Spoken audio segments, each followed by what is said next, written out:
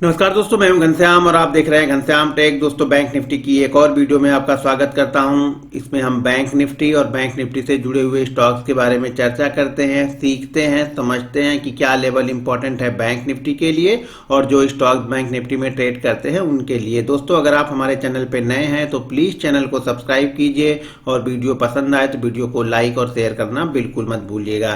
दोस्तों देखिए, bank Nifty फिलहाल तो इस चैनल के अंदर में ही चल रहा है। जो ये ऊपर की साइड में जब भी हम इस चैनल के अपर एंड पे जाते हैं, यहाँ पे हमें थोड़ी सी सप्लाई दिखनी स्टार्ट हो जाती है और जब भी हम लोअर एंड पे आते हैं यहाँ पे बायर एक्टिव हो जाते हैं और बैंक निफ्टी में यहाँ से वापस ये ऊपर की ट्रेंड लाइन की तरफ चल देता है। तो फिलहाल तो इसी ट्रेंड लाइन के अंदर में चल रहे हैं हम।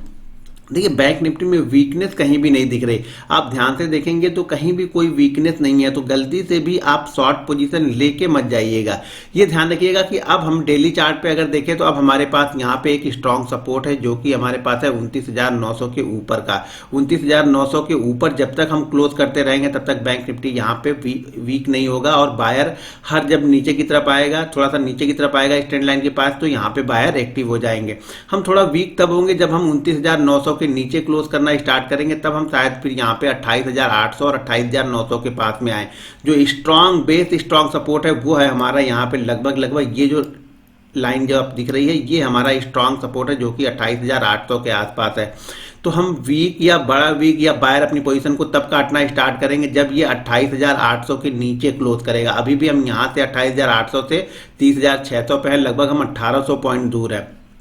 पहला सिग्नल हमें तब मिलेगा जब हम 30,000 के नीचे यहाँ पे आएंगे। तो इसका मतलब ये नहीं कि करेक्ट हो जाएगा, मार्केट क्रैश हो जाएगा, थोड़ा सा करेक्शन होगा। देखिए, मार्केट वो ऐसे वन वे तो जाएगा नहीं, ऊपर जाएगा। मान लीजिए 2,000 पॉइंट ऊपर गया तो 700 1000 पॉइंट नीचे भी आएगा, फिर ऊपर जाएगा, फिर नीचे आएगा। तो मार्केट इसी डायरेक्शन में चलेगा, वन वे नहीं भागते हुए चला जाएगा कि चलो 5,000 7,000 पॉइंट वन वे भाग गया, जैसे ये भाग गया ये भाग गया। हर समय इस तरह सिचुएशन नहीं बनती है। हाँ, ये ध्यान रखिएगा, जब भी मार्केट ये जो मैंने ऊपर की लाइन ड्रॉ की है यहाँ पे लगभग 32,000 के आसपास जब आएगा और उसको निकालेगा तब आपको मार्केट रुकेगा नहीं, तब मार्केट आपको बहुत तेजी से ऊपर की तरफ 34 और 35,000 जाते हुए दिखेगा। लेकिन फिलहाल अभी वो लेवल काफी दूर है। पहला तो हमारा जो टारगेट है वो टारगेट हमारा यहाँ पे होना चाहिए 31,800। वो टारगेट हमें कब मिलेगा? 31,800 जिस दिन हम यहाँ पे 31,050 के ऊपर क्लोज करना स्टार्ट करेंगे।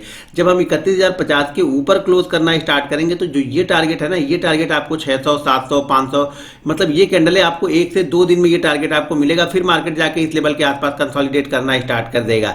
तो जब भी हम यहाँ पे 31,050 के ऊपर क्लोज करते हुए दिखेंगे तो 31,700 31,800 आपको 1 से 2 दिन में ये मूवमेंट आपको बहुत फास्ट होती हुई दिखेगी। क्योंकि यहाँ पे फिर 31,000 के ऊपर जिन्होंने शॉर्ट किया होगा, 31,000 के आसपास या बीच में जिन्होंने भी शॉर्ट किया होगा, वो शॉर्ट कवरिंग का सहारा लेके और नए बायर भी यहाँ पे एक्टिव हो जाएंगे। तो फिर मार्केट को वो लोग लेके यहाँ पे आ जाएंगे 31,800 के आसपास। तो यहां पे नजर बना के रखिएगा।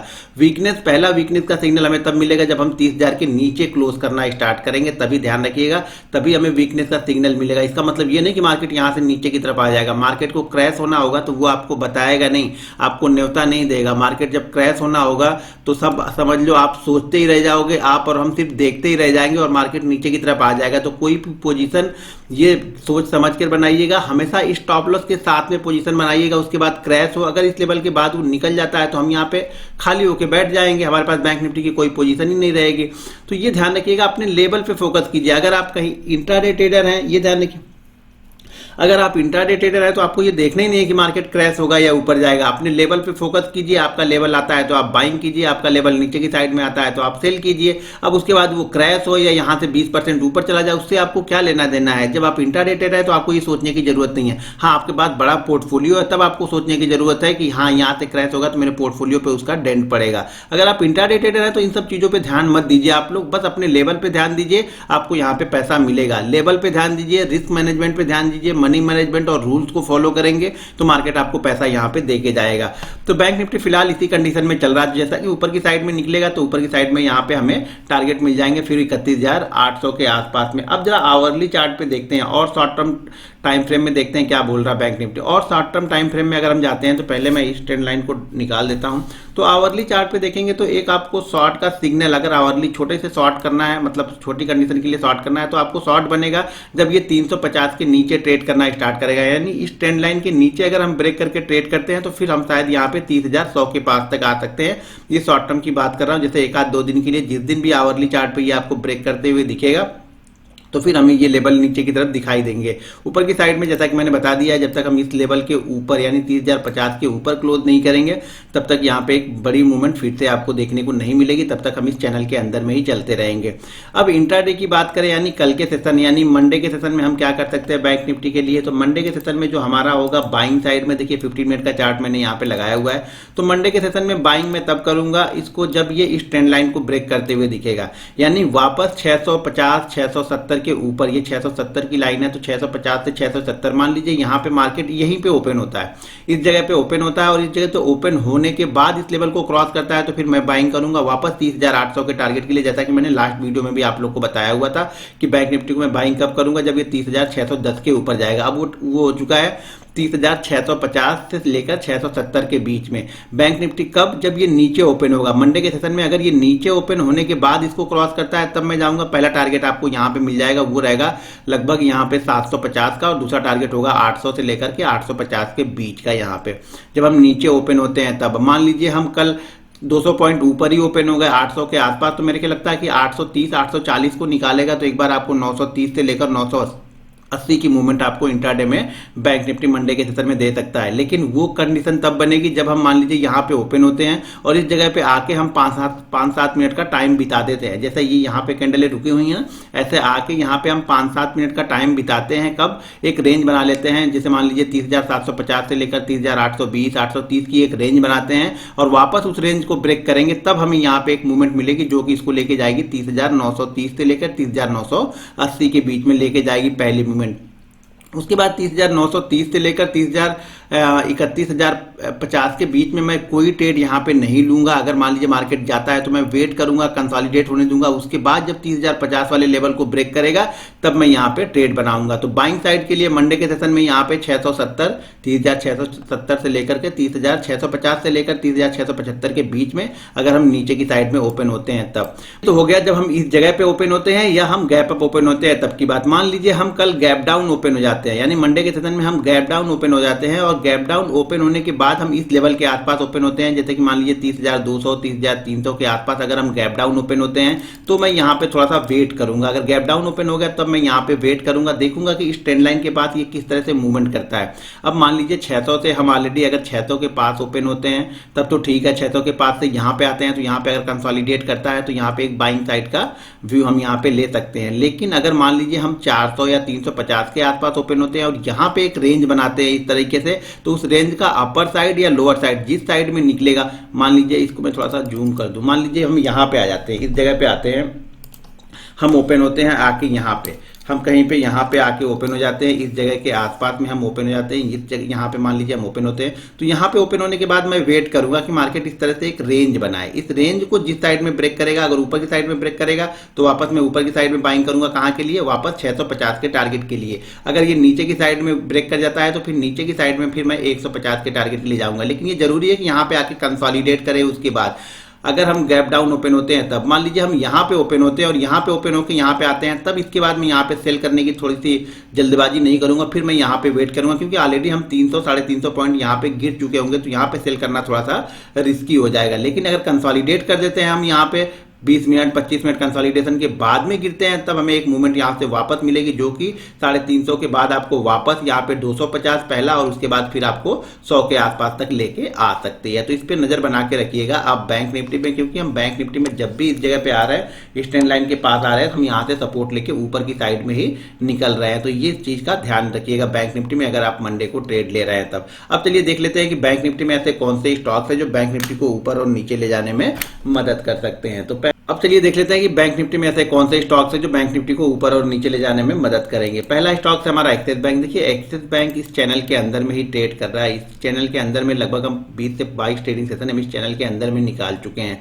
अब जैसा कि मैंने बताया है कि यहाँ पे ये स्ट्रॉन्ग रजिस्टेंस इसके लिए 640 का बन के आ रहा है और अब यहाँ पे आप देखेंगे तो 2 बार इस हाई को ये टच कर चुका है। तो यानी एक टेक्निकल पैटर्न में देखा जाए तो यहाँ पे एक डबल टॉप बनते हुए दिख रहा है। अब बैंक ने ये एक्सिस बैंक किस तरह से मूव कर सकता है, देखिए एक्सिस बैंक हो सकता है कि जैसा अगर हम एक छोटी सी ट्रेंड लाइन ड्रॉ करें, शॉर्ट टर्म की एक ट्रेंड लाइन ड्रॉ करें, तो इस ट्रेंड लाइन के आसपास आके ये सपोर्ट लेना चाहिए। अगर मान लीजिए इस ट्रेंड लाइन के पास सपोर्ट लेता है तो फिर ये इस तरह से मूव करेगा, जैसे इस तरह से आएगा और इस तरह से ये निकल के जाएगा और वापस जैसे ही इस लेवल को ब्रेक करते हुए आपको दिखेगा, ये जो लेवल है इसको अगर ब्रेक करते हुए दिखेगा तो फिर आपको यहाँ पे लगभग 40 से 60 पॉइंट की मूवमेंट आती हुई दिखेगी एक्सिस बैंक में, और ये काफ़ी बड़ी मूवमेंट होगी और काफ़ी फास्ट मूवमेंट होगी। ये ध्यान रखिएगा, ये मूवमेंट काफ़ी फास्ट मूवमेंट यहाँ पे बनेगी अगर हम इस तरह से पैटर्न बनाते हैं। तो अगर हम इस ट्रेंड लाइन को ब्रेक करके तो फिर शायद इसी चैनल के अंदर में ट्रेड करेंगे। तो इंपॉर्टेंट होगा इस चैनल के नीचे हम क्लोज ना करें, इस चैनल के नीचे हम क्लोज करेंगे तभी एक्सिस बैंक वीक होगा और फिर यहाँ से नीचे की तरफ फिर वो 40 से 50 पॉइंट की मूव दिखा सकता है, जो कि इसको वापस 540 के पास लेके आ सकता है। तो नजर बना के रखिएगा कि इस चैनल के बाहर हम किस तरह से निकलते हैं, ऊपर की साइड में निकलते हैं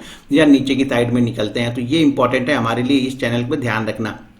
लेकिन जब तक आप लेवल नहीं निकालेंगे ना, तब तक आप इंट्राडे या स्विंग ट्रेडिंग नहीं कर सकते हैं। आप ऐसे आंख बंद करके कहीं भी बाइंग करेंगे, कहीं भी सेल करेंगे, तो यहाँ पे ना तो आपको टारगेट मिलेगा, ना आपका स्टॉप लॉस फाइंड होगा, ना आपका रिस्क मैनेजमेंट होगा। तो हमेशा अपने लेवल पे ध्यान रखिए कि आपको लेवल से पता है कि आपका स्टॉप लॉस कहाँ पे निकल के आएगा, आपका टारगेट कहाँ पे निकल के आएगा। अगला स्टॉक से हमारा बंधन बैंक, देखिए कंटिन्यू ऊपर की साइड में चलते जा रहा है। ध्यान रखिएगा इसके पास भी 440 से लेकर 460 एक रेजिस्टेंस एरिया है, तो इस एरिया को ध्यान से जरा ट्रेड कीजिएगा। जो भी पोजीशन हो तो एक बार प्रॉफिट बुक कर लीजिए या स्टॉप लॉस को ट्रेल करके लगा के रखिएगा। तो ये जो रेजिस्टेंस एरिया यहाँ पे वीकली चार्ट पे निकल के आ रहा, तो इसको जरा ध्यान से ट्रेड कीजिएगा। ये पूरा एरिया जो है ये रेजिस्टेंस एरिया यहाँ से लेकर के 420 430 से लेकर के 460 का एरिया जो है वो रेजिस्टेंस एरिया है यहाँ पे बंधन बैंक में। बैंक ऑफ बड़ौदा, देखिए कंटिन्यू बैंक ऑफ बड़ौदा, जैसा कि मैंने बताया था कि 51 के ऊपर जो हमारा यहाँ पे टारगेट निकल के आएगा वो लगभग इस ट्रेंड लाइन के आसपास का आएगा, जो कि यहाँ पे 72 की है। तो हम ऑलरेडी 65 66 का, हमने 68 का हाई यहाँ पे लगा लिया है। तो एक बार थोड़ा बहुत प्रॉफिट बुक जरूर यहाँ पे कर लीजिए। फिलहाल किसी भी दिन अभी भी हम पिछले डे के क्लोज के लो के नीचे क्लोज नहीं कर रहे हैं, तो थोड़ा सा, लेकिन यहाँ पे जो एक कैंडल बनी है ये शूटिंग स्टार थोड़ी सी निगेटिव कैंडल है, तो इस कैंडल पे नजर बना के रखिएगा। थोड़ा बहुत प्रॉफिट ले लो, थोड़ा बहुत प्रॉफिट आप ले लीजिए, उसके बाद वेट कीजिए यहाँ पे आगे क्या करना है। अगला स्टॉक हमारा फेडरल बैंक, जिसके पास पोजीशन है, बने रह सकते हैं। तो स्टॉप लॉस आपका 62 के आसपास का लगाना पड़ेगा। HDFC बैंक की देखिए ये भी रेंज के अंदर में फंसा हुआ है, तो जब तक अब ये रेंज से बाहर नहीं निकलेगा इसमें मूवमेंट नहीं होगी। यहाँ पे ध्यान से देखिए, जब हमने यहाँ पे 200 पॉइंट की मूवमेंट की, 200 पॉइंट की मूवमेंट करने के बाद हमने यहाँ पे एक चैनल बनाया 100 पॉइंट का, वापस हम निकले 200 पॉइंट की मूवमेंट दी, अब वापस हम 100 पॉइंट का एक चैनल बना रहे हैं। तो जैसे ही 100 पॉइंट के चैनल को वापस हम ब्रेक करेंगे, यानी 1450 के ऊपर क्लोज करना स्टार्ट करेंगे, फिर इस यहाँ पे पोजिशनली जो टारगेट हो जाएगा वो लगभग 1600 का टारगेट होगा। कब? जब हम 1450 के ऊपर क्लोज करते हैं। ध्यान रखिएगा, ऊपर क्लोज करने की बात कर रहा हूँ, यहाँ से नहीं बोल रहा हूँ कि यहीं से खरीद लो आप 1600 जाएगा। अगर हम नीचे की तरफ ब्रेक करते हैं, यानी मान लीजिए 1330 को ब्रेक करते हैं, तो शायद धीरे धीरे हम वापस 1230 के आसपास आ सकते हैं। ICICI बैंक, ये भी इस चैनल बना के चैनल को ब्रेकआउट करके ऊपर की साइड में यहाँ पे क्लोज करके रखा है। तो मंडे के सेशन के लिए मेरे ख्याल से ये स्टॉक अच्छा है, क्योंकि ये 4-5 दिनों से कंसोलिडेट कर रहा है। अगर मंडे के सेशन में वापस अगर इस हाई को ब्रेक करता है, यानी 517 के ऊपर ये ट्रेड करता है, तो मेरे ख्याल से 522 और 527 के लेवल यहाँ पे आ सकते हैं। मैंने ऑलरेडी 502 के ऊपर आप लोग के लिए बाइंग करने के लिए बोला हुआ है इसको। तो जिसका भी है, जिसके पास भी है, अब स्टॉप लॉस जरूर इस कैंडल का लो आप लगा लीजिएगा। IDFC फर्स्ट, यहाँ पर तो जैसा कि मैंने बोला था 38 के ऊपर निकलेगा तो हमारा टारगेट 40 का रहेगा। 40 तो ये गया नहीं, 39 के बाद से घूम गया नीचे की साइड में। लेकिन अगर किसी ने पोजीशन बना के रखी है तो थोड़ा सा वेट कर सकते हैं आप। वेट ये वीक तब होगा जब ये ऑलरेडी 36 के नीचे क्लोज करना स्टार्ट होगा। इंडसइंड बैंक धीरे धीरे करके ऊपर की साइड में निकल रहा है, तो फिर से यहाँ पे जिस तरह से ये ट्रेंड लाइन मैंने ड्रॉ की थी, वापस आपको फिर से यहाँ पे एक ट्रेंड लाइन देखने को मिल रही है। तो इस ट्रेंड लाइन को वापस ऊपर की तरफ अगर निकालता है तो फिर से ये ऊपर की तरफ भाग सकता है। तो नजर बना के रखिएगा इंडसइंड बैंक पे भी।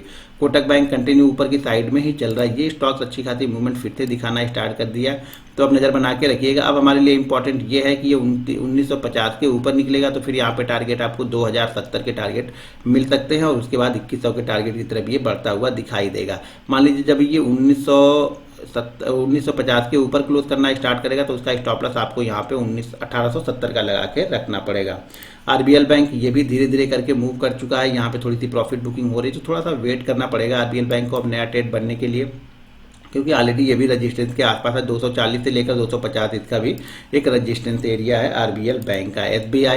SBI भी देखिए फ्राइडे के सेशन में अच्छी खासी मूवमेंट यहाँ पे थोड़ी सी दिखाया था, मूवमेंट होने के बाद वापस हम नीचे आके क्लोज हुए, तो ये भी अब कंसोलिडेट कर रहा है। जैसे यहाँ पे कंसोलिडेट किया, कंसोलिडेट के बाहर निकला, तो फिर यहाँ पे आपको 20 से 22 रुपए की मूवमेंट मिली, वापस कंसोलिडेट करेगा, कंसोलिडेट के बाहर निकलेगा तो आपको ये 300 के टारगेट दिखा सकता है, क्योंकि 300 इसका यहाँ पे 300 एक लाइफ टाइम हाई इसका लगा हुआ है SBI का, तो शायद ये लाइफ टाइम हाई के आसपास जाने की कोशिश कर सकता है। उसके बाद देखेंगे किस तरह की मूवमेंट यहाँ पे बनती है। तो जिसके पास पोजीशन है वो बने रह सकते हैं। अगर आपने यहाँ पे बाइंग किया है तो थोड़ी बहुत प्रॉफिट बुकिंग कर लीजिए और बने रहिए यहाँ पे। टारगेट शायद यहाँ पे जैसे इस रेंज को ब्रेक करेगा तो टारगेट आपको यहाँ पे 298 और 300 के टारगेट मिलते हुए दिखाई देंगे। दोस्तों अगर आप भी हमारे सपोर्ट ग्रुप से जुड़ना चाहते हैं तो वीडियो के डिस्क्रिप्शन में एक लिंक है, उस लिंक के जरिए जाके आपको जीरोधा, एंजल ब्रोकिंग या आप स्टॉक्स में से किसी एक में अकाउंट ओपन करना है। अकाउंट ओपन होने के बाद आप हमारे लाइफ टाइम सपोर्ट ग्रुप से भी जुड़ जाएंगे और आप हमारी फ्री ट्रेनिंग के लिए एलिजिबल हो जाएंगे। फ्री ट्रेनिंग के लिए आपको एक्टिव ट्रेडर होना जरूरी है। अगर आप एक्टिव ट्रेडर नहीं है तो आप हमारी फ्री ट्रेनिंग के लिए एलिजिबल नहीं है। दोस्तों ये थी हमारी आज की वीडियो पसंद आए तो प्लीज वीडियो को लाइक और शेयर करना बिल्कुल मत भूलिएगा और नए मेहमानों से रिक्वेस्ट है कि चैनल को सब्सक्राइब करके जाइएगा। मिलते हैं नेक्स्ट वीडियो में। जय हिंद।